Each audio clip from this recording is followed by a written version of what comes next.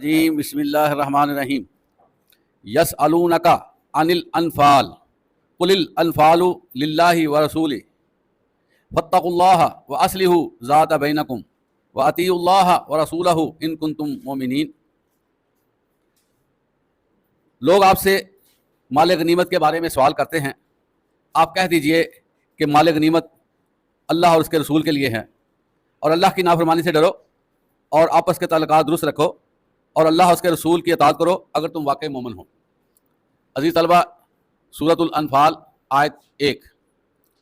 اس آیت میں اللہ تعالیٰ نے ایسے مسئلے کی طرف توجہ مبذول کروائی ہے جس کی وجہ سے لڑائی جھگڑے کا امکان پیدا ہو گیا تھا. عزیز طلبہ، آپ کو پتہ کہ اللہ تعالیٰ نے دین اسلام کو کتنی شان و شوکت سے نوازا ہے. آپ صلی اللہ علیہ وسلم اکیلے اٹھے تھے اور والدہ اور والد کی طرف سے یتیم تھے. اللہ تعالیٰ نے نبوت سے سرفراز فرما دیا. اور آپ کو پتہ ہے کہ یہ جو نبوت ہے یہ اللہ کے خاص عطیات میں سے ایک عطیہ ہے، اور انبیاء کرام کی کیٹیگری دوسرے لوگوں سے یکسر مختلف ہو جاتی ہے، اور انبیاء کرام کی ایک جماعت بن جاتی ہے. اور جو انسان دنیا میں آئے ہیں، جو آنے والے ہیں، سب سے ممتاز اور پرومیننٹ ہو جاتے ہیں. اللہ کی خاص شفقت، محبت اور تعلق داری انبیاء کرام سے قائم ہو جاتی ہے، اور یہ ایک بہت بڑا اعزاز ہے. اور عزیز طلبہ، اعزاز کے ساتھ بہت بڑا بوجھ بھی ہے. اور جن لوگوں کو اللہ تعالیٰ نے نبوت سے سرفراز کیا ہے وہ پھر ایسے ڈیووٹڈ ہوئے، اپنے کام کے ساتھ ایسے مخلص ہوئے کہ جب ان کو یہ پیغام وحی آ گیا کہ تم نبی ہو، وہ پھر آگے کی طرف بڑھ گئے.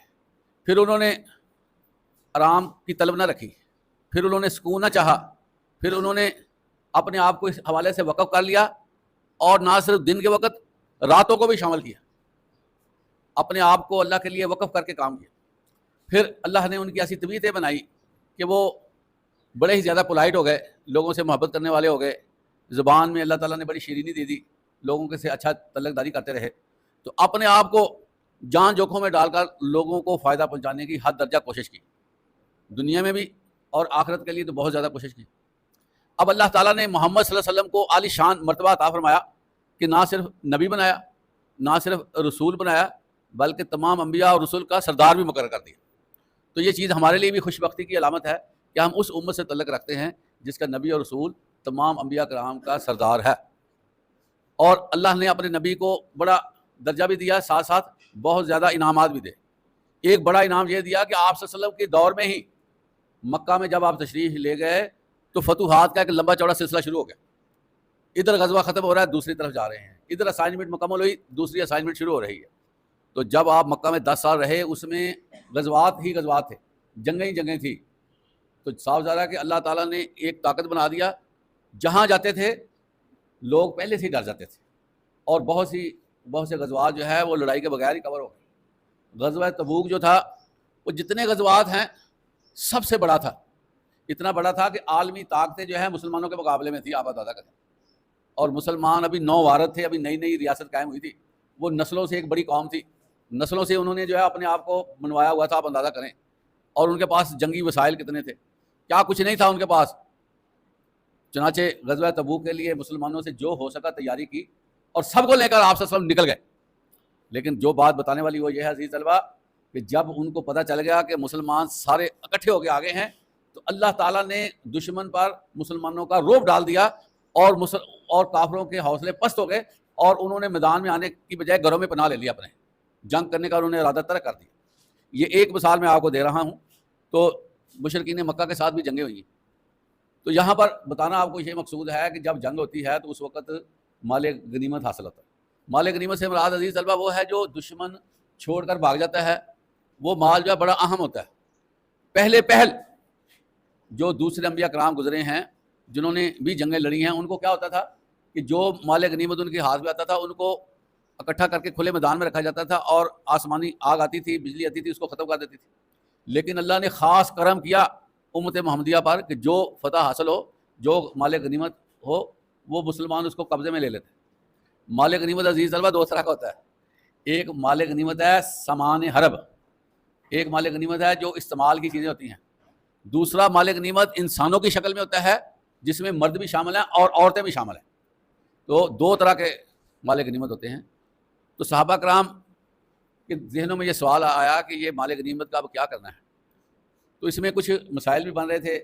وہ بندے کلیم کرتے تھے, کچھ سوال کرتے تھے کہ یہ مجھے دے دیا جائے. تو مختلف طریقوں سے نا پیچیدگی نظر آ رہی تھی. تو یہ سوال آپ صلی اللہ علیہ وسلم سے کیا گیا کہ اس مال کا کیا کرنا ہے. تو ان کو کلیئر کٹ کر دیا گیا ہے فللہ و رسول ہی, یہ مال اللہ اس کے رسول کا ہے. ٹھیک ہے, اب اللہ اور اس کے رسول جس طرح چاہیں اس کو تقسیم کریں. پھر عزیز طلبہ ان کی تقسیم کا طریقہ کار بنایا گیا کہ 5واں حصہ جو ہے اللہ کے رسول حاصل کر لیتے اور 4 حصوں کو تقسیم کر دیا جاتا. اس سے جو ہے وہ سب کو کچھ نہ کچھ جو پارٹیسپیٹ کرتا تھا اس کو اس کا حصہ مل جاتا تھا.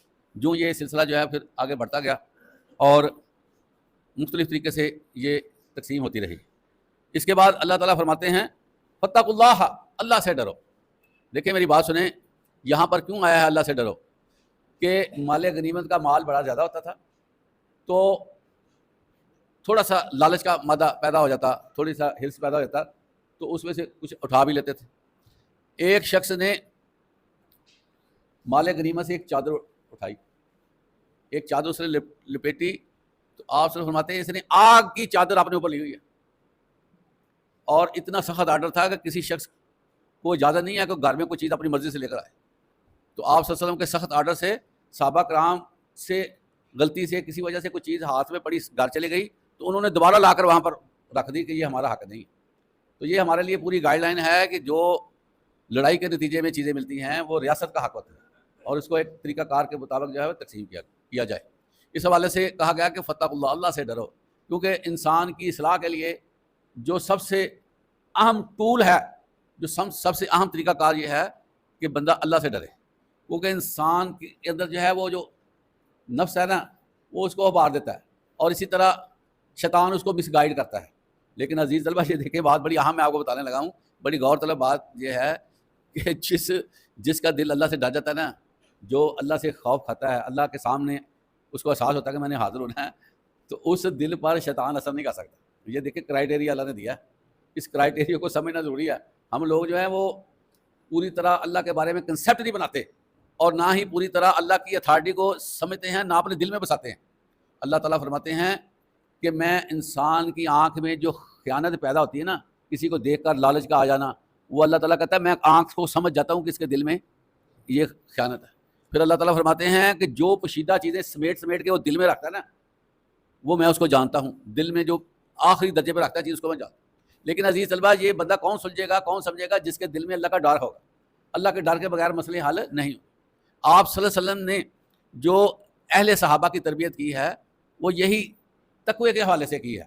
کیونکہ یہ جو تقوی ہے یہ ساری چیزوں کو نا جو انسان کے اندر علائشیں ہوتی ہیں نا ان کو صاف کر دیتا ہے. جیسے دھوبی ہوتا ہے نا, دھوبی وہ کپڑے کی میل کچیل اتار کے اس کو نکھار دیتا ہے. یقین کریں اللہ کا ڈر, اللہ کا خوف انسان کے اندر ساری غلاظتیں نکال کے باہر دے دیتا ہے. اس لیے یہاں فرمایا جا رہا ہے واتقوا اللہ, اللہ سے ڈرو, وہ اصلحوا اور درست کرو ذات بینکم, اپنے تئیں آپس میں. عزیز طلبہ معاشرہ اس کو کہتے ہیں مل جل کر رہنے کی جگہ. تو یہاں پر جہاں اکٹھے رہنا ہوتا ہے وہاں پر اکٹھے رہنے سے مسائل بھی بنتے ہیں. مسائل کیوں بنتے ہیں؟ کہ جب بندہ اپنی ذات کو ترجیح دیتا ہے, ایک ہی وجہ بنتی ہے. جب بندہ اپنی ذات کو دوسروں سے آگے بڑھانے کی کوشش کرتا ہے تو مسائل شروع ہو جاتے ہیں. یہاں اللہ تعالیٰ فرما رہے ہیں کہ اپنے آپ کو درست کرو, اپنے آپ کو. جب ہم خود درست ہو جائیں گے نا, میں آپ کو بتاؤں, کوئی اتنا بھی بیوقوف نہیں ہوتا کہ وہ آپ کے ساتھ جو ہے وہ زبردستی جھگڑے, آپ کے ساتھ زبردستی پنگا لے, آپ کے ساتھ لڑائی کرے. کوئی اتنا بھی نہیں ہوتا. اگر وہ کر بھی لیتا ہے تو وہ شرمندہ ہو جائے گا کہ تو یہ ریاکٹ نہیں کرتا. حضرت آدم کے جو ابتدائی بیٹے تھے قابیل اور حابیل, تو قابیل نے فیصلہ کیا کہ میں اپنے بھائی کو قتل کروں گا. آپ اندازہ کریں اس وقت بھی یہی چیز تھی کہ اپنی ذات کو اصلاح نہیں دیتے تھے, ترجیح دیتے تھے. چنانچہ اس نے قتل کا ارادہ کیا اور دوسرے بھائی حابیل کو پتہ چل گیا کہ میرا بھائی مجھے قتل کرنا چاہتا ہے. اب جو حابیل کی ورڈنگ ہے نا, جو الفاظ ہیں بڑے غور طلب ہیں, ذرا غور کریں.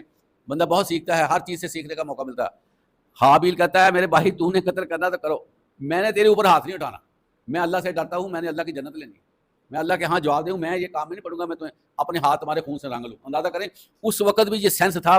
اس وقت وہ بھائی نے کہا کہ میں نے یہ کام نہیں کرنا. چنانچہ جب وہ قابیل اس کو قتل کرنے لگا اس نے رسک نہیں کیا, اس نے کہا میں نے تمہیں تمہارے اوپر ہاتھ نہیں اٹھانا.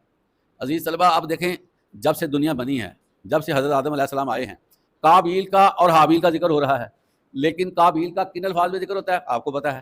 اب میں نے آپ کے سامنے حابیل کا ذکر کیا, کن الفاظ میں کیا آپ کو. تو اللہ تعالیٰ جو بندے نیک ہوتے ہیں ان کو بہانے سے ان کی تعریفیں کرواتا رہتا ہے, اور جو اس طرح کے بندے ہوتے ہیں 2 نمبر اللہ تعالیٰ ان کے خلاف پھر جو ہے نا لوگوں کے منہ سے ہی جو ہے نا ساری باتیں نکلوا دیتا ہے. اس لیے جو ہے وہ اصلح ذات بینکم, آپس میں اصلاح کرتے رہو. دیکھیں جو کچھ ہے نا دنیا میں رہ جانے والی چیز ہے, نیکیاں جو ہے وہ کام لینی ہے, یہ تو پتہ آپ کو. تو بندہ مادیت کے لیے لڑتا ہے, آپ کو پتہ ہی ہے کہ اس نے زیادہ لے لیا میرا بنتا تھا, اس نے اتنا لے لیا میرا حق تھا. تو یہ چیزیں جو ہیں یہ چیزیں پھر لڑائی کا سبب بنتی ہیں. بندہ اگر ذرا سا کمپرومائز کر لینا تو سارے معاملے ٹھیک ہوتے. عزیز طلبہ گھروں میں لڑائی کی بنیادی وجہ کیا ہے کہ یہ میں نے نہیں کرنا, اس نے کرنا, وہ کرتا, اس نے کرنا, آپس میں کام پہ جھگڑے شروع ہو جاتے ہیں. ابھی شادی ہوتی ہے, شادی کے تھوڑی دیر بعد ہی لڑائی جھگڑوں کا آغاز شروع ہو جاتا ہے کہ اس نے یہ کرنا تھا, اس نے یہ کرنا تھا. وہ ایسا مسئلہ بنتا ہے پھر علیحدگی تک چلی جاتی ہے بات, گھر میں فساد رہتا ہے, خوشگواریت ختم ہو جاتی ہے. تو اگر کوئی بندہ کہے کہ اس کا کام بھی میں کر لوں گا, کارٹسی دکھائے گا, تو دوسرے کو بھی شرم آ جائے گی کہ یہ میرا کر رہا ہے, میں اپنا کیوں نہ کروں. پھر تکلف شروع ہو جاتا ہے, پھر کہتے ہیں نہیں آپ بیٹھے میں کر دیتا ہوں, کیا مسئلہ ہے 5 منٹ یہ کام کر لیتا ہوں, ایسے ہی ہے نا. تو یہ چیزیں جو ہیں یہ کارٹسی پیدا ہو جاتی ہے. یہاں واصلحوا ذات بینکم کا مطلب ہی کارٹسی ہے, یہ میں آپ کو بتاؤں کہ آپس میں جو ہے نا رواداری, برداشت, صبر لے کر آؤ گے نا تو موجے کرو گے, گھروں کے گھر خوش ہو جائیں گے, وگرنہ نہ لڑائی جھگڑا رہے گا. اور یہی چیز عزیز طلبہ ملکوں پہ دلالت کرتی ہے. اپنے ملک کی مثال دیکھ لیں, اگر ہم اپنے ملک میں پیار محبت تسلی سے ریاستی سطح پہ رہتے ہیں تو ریاست ترقی کرے گی. اور آج جو ہم لوگوں کے در بدر پھر رہے ہیں قرضہ لینے کے لیے, ان سے ریکویسٹیں کرتے ہیں اور اپنے آپ کو نیچا کر لیتے ہیں. لوگ اپنی شرائط بھی ہمیں بتاتے ہیں اگر پیسے لینے تو آؤ ہم تمہیں اپنی شرائط پہ دیتے ہیں. تو کتنی خواری ہو رہی ہے, کتنی ڈسٹربینس ہے, کتنے مسائل ہیں. عزیز طلبہ پیسے کا مسئلہ نہیں ہے, بلکہ واصلحوا ذات بینکم کا مسئلہ ہے کہ ہم آپس میں اصلاح نہیں کر رہے, ہم آپس میں کوآرڈینیشن نہیں کر رہے, ہم آپس میں تعلق داری نہیں بنا رہے. خام خواہ زندگی اور موت کا مسئلہ سمجھا ہوا, خام خواہ وہ بات ہی کوئی نہیں ہے, خام خواہ زندگی موت کا مسئلہ سمجھ لیا ہے. دیکھیں عزیز طلبہ اگر آپ سمجھتے ہیں کسی بندے نے غلط کیا ہے تو آپ اس بات کو اللہ پر چھوڑ دیں. سب سے اچھی بات, سب سے اچھا بدلہ یہ ہے کہ آپ کہیں کہ میں نے یہ بات اللہ پہ چھوڑ دی. اور یقین کریں حدیث مبارکہ ہے کہ جو بندہ حق پر رہتے ہوئے بھی یہ کہہ دے کہ میں نے چھوڑا, اللہ تعالیٰ اس کو جنت کے بڑے درجوں میں درجہ دے گا, اونچا کرے گا جنت میں کہ اس بندے نے میرے لیے جو ہے وہ اپنا حق تک چھوڑ دیا. تو اس لیے کوشش کریں کہ معاشرتی طور پر ہم ایک رہیں, محبت کریں, تعلق داری ہو, ہنس کے ملائیں, خوشگواریت بنائیں, کیونکہ یہ زندگی ہے, یہ زندگی ہے. ناک منہ چڑھا کے رکھنا یہ زندگی نہیں ہے. یہ بندے کی صلاحیتوں کو غارت کر دیتے ہیں, بندے کو بلڈ پریشر کا مریض بنا دیتے ہیں. عزیز طلبہ جو زیادہ بندہ پریشان رہتا ہے وہ کینسر کا مریض بھی ہو جاتا ہے. پتہ آپ کو کینسر بنتی اسی طرح جب بندہ ایک چیز پہ غور کرتا رہتا ہے تو اس کے جو اعضاء ہوتے ہیں نا وہ ورکنگ نہیں کرتے. ورکنگ نہ کرنے سے کوئی نہ کوئی چیز ڈیمیج ہو جاتی ہے, خون خراب ہو جاتا ہے, جس سے جو ہے کینسر ہو جاتا ہے. اس کے بعد اللہ تعالیٰ فرماتے ہیں وَأَطِیعُوا اللَّهَ وَرَسُولَهُ إِن كُنتُم مُؤْمِنِینَ. فیصلہ کن بات اللہ فرما رہے ہیں کہ سب معاملات جو ہے تم اللہ اور اس کے رسول کی طرف رکھ دو. دیکھیے اللہ تعالیٰ ہمارا خالق و مالک ہے, ہر چیز اللہ کے اختیار میں ہے, اور ہمارا ایمان ہے لا الہ الا اللہ, کوئی معبود نہیں سوائے اللہ. تو یہاں فرمایا جا رہا ہے کہ تم اپنے معاملات کو نا خود حل کرنے کی کوشش نہ کرو, تسلح بناؤ, لڑائی جھگڑے میں نہ پڑو, دوسروں کو نیچا دکھانے کی ہر وقت کوشش نہ کرتے رہو, بلکہ اپنا معاملہ اللہ اور اس کے رسول کے ہاتھ میں دے دو. ان کنتم مؤمنین, یہ لفظ سنیں, اگر تم اب ایک سانچہ اللہ تعالیٰ نے دیا, اگر ہم عزیز طلبہ اپنے معاملات اللہ کی اطاعت میں نہیں لے کر جاتے, آپ صلی اللہ علیہ وسلم کی محبت میں نہیں لے کر جاتے, تو پھر ہمارے مومن ہونے میں شک ہوگا. یہ آپ کو پتہ ہے اللہ کہہ رہے ہیں ان کنتم مومنین, اگر تم مومن ہو تو اطاعت کرو اللہ اس کے رسول کی. تو ہم نے اس کسوٹی پہ اپنے آپ کو جانچ لینا ہے, کیا ہم اس کسوٹی پہ پورا اتر رہے ہیں کہ ہم نے اپنے معاملات اللہ اس کے رسول کے ہاتھ میں رکھے ہوئے ہیں. اگر ہم نے رکھے ہوئے ہیں تو ہمیں خوش ہونا چاہیے کہ ہم مومن ہیں. اللہ کہتا ہے اگر تم مومن ہو. اگر ہم نے اپنے معاملات خود ڈیل کر رہے ہیں اور آپ صلی اللہ علیہ وسلم اور اللہ کے احکامات کی پرواہ نہیں ہے, تو یہ بڑی خوفناک پوزیشن ہے کہ ہم مومن کی صفت سے نکل رہے ہیں. اور مومن ہونے کے بغیر جنت کیسے ملے گی آپ بتائیں؟ مومن ہونے کے بغیر جنت کا حصول ممکن نہیں ہے عزیز طلبہ. تو اللہ تعالیٰ ہمیں صحیح معنوں میں مومن بن کر زندگی گزارنے کی توفیق عطا فرمائے. وآخر دعوانا الحمدللہ رب العالمین.